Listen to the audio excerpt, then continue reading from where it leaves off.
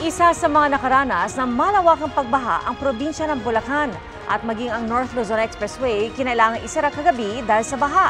Ang gobernador pinuna ang pagpapakawala ng tubig ng Bustos Dam. At mula sa Malolos, Bulacan, nakatutok live si Chino Gaston. Chino.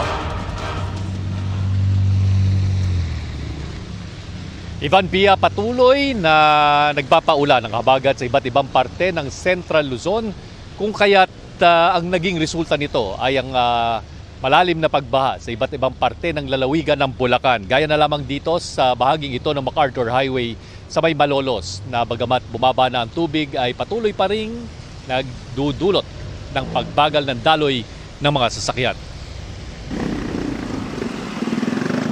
Tila nakapila ang mga tao habang lumulusong sa baha sa MacArthur Highway sa Balagtas, Bulacan.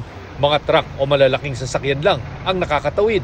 Pero ang bus na ito nalubak sa bahang kalsada. Ang mga motorsiklo itinutulak o isinasakay sa mga sidecar. Sa Bukawi, hirap ding makatawid ang mga sasakyan. Sa Barangay Binyang First, umapaw ang creek. Nalubog ang mga bahay at ang daan.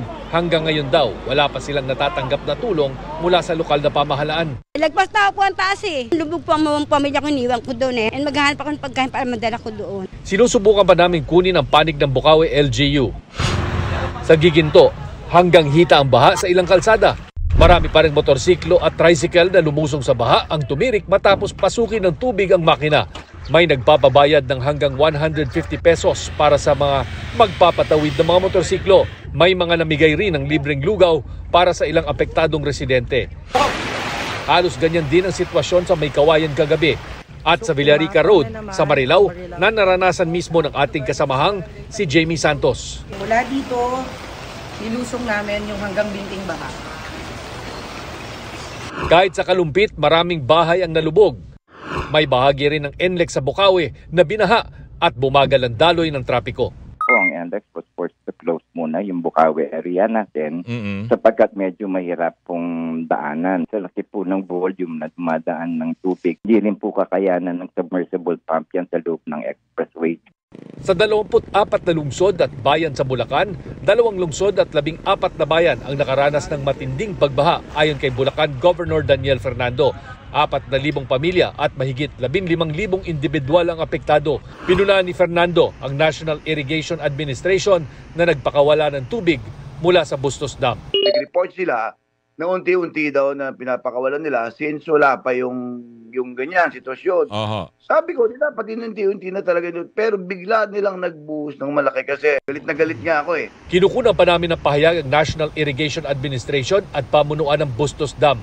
Pero kinumpirma ng pamunuan ng dam na naglabas nga ito ng tubig matapos umakyat sa spilling level kagabi, bunsod ng pag-uulan. Normal na raw ngayon ang water level ng Bustos Dam pero bukas pa rin ang isang gate nito dahil sa dami ng tubig na galing sa kabundukan at inilalabas ng Ipo Dam.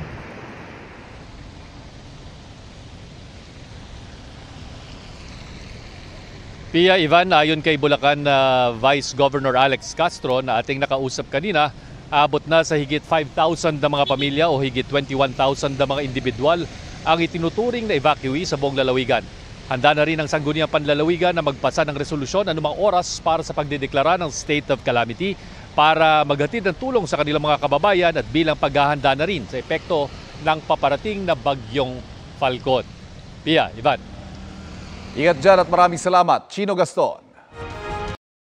Magandang balita mga kapuso, kahit ano pa man ang oras, mapapanood ang 24 Oras Weekend at iba pang newscast sa youtube.com/GMA News. I-click lamang ang subscribe button. Sa mga kapuso abroad, maaari po kaming masubaybayan sa GMA Pinoy TV at www.gmanews.tv.